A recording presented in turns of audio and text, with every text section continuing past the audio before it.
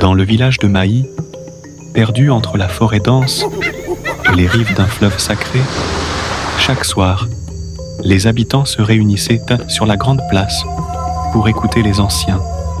Au centre du cercle, trônait un objet mystérieux, un grand tambour sculpté dans un bois noirci par le temps. On disait qu'il battait jadis tout seul, annonçant les malheurs et les bénédictions. Mais depuis 3 générations, il n'avait plus jamais résonné. Awa, une jeune fille de 17 ans, orpheline de mère, vivait avec son père. Tanji, un pêcheur respecté, mais marqué par le poids du silence. Il avait toujours refusé de parler de ce tambour, alors qu'il en connaissait les secrets. Awa, curieuse et rebelle, rêvait de comprendre pourquoi tant de mystères entouraient l'instrument sacré. Une nuit, alors que la lune éclairait faiblement la forêt, Awa entendit un son sourd, régulier, qui la réveilla en sursaut. Le tambour battait. Personne n'était là.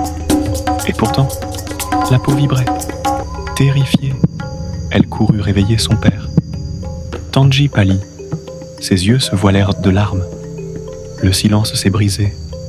L'heure est venue. Le lendemain, le village entier se rassembla. Les anciens expliquèrent: quand le tambour bat seul, une vérité cachée doit être révélée. Sinon la malédiction engloutira le village. Awa, poussée par une force qu'elle ne comprenait pas, osa poser sa main sur le tambour. Aussitôt, des visions l'envahirent. Elle vit sa mère, vêtue de blanc, au bord du fleuve, tendant les bras vers elle.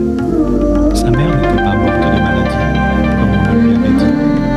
Elle avait été choisie comme gardienne du fleuve, sacrifiée pour protéger le village lors d'une grande sécheresse.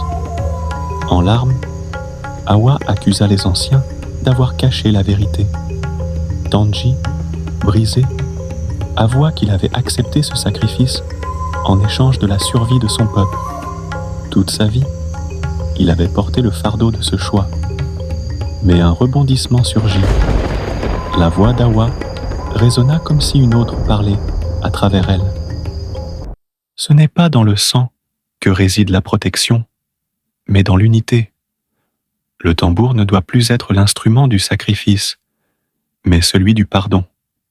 Le village comprit alors que les anciens avaient mal interprété le signe des ancêtres. Ce n'était pas la mort qui liait le peuple, mais la vérité et la solidarité. Awa, guidée par l'esprit de sa mère, devint la nouvelle gardienne du tambour, non pas pour annoncer des sacrifices, mais pour rappeler chaque génération à l'importance de l'amour et de la mémoire.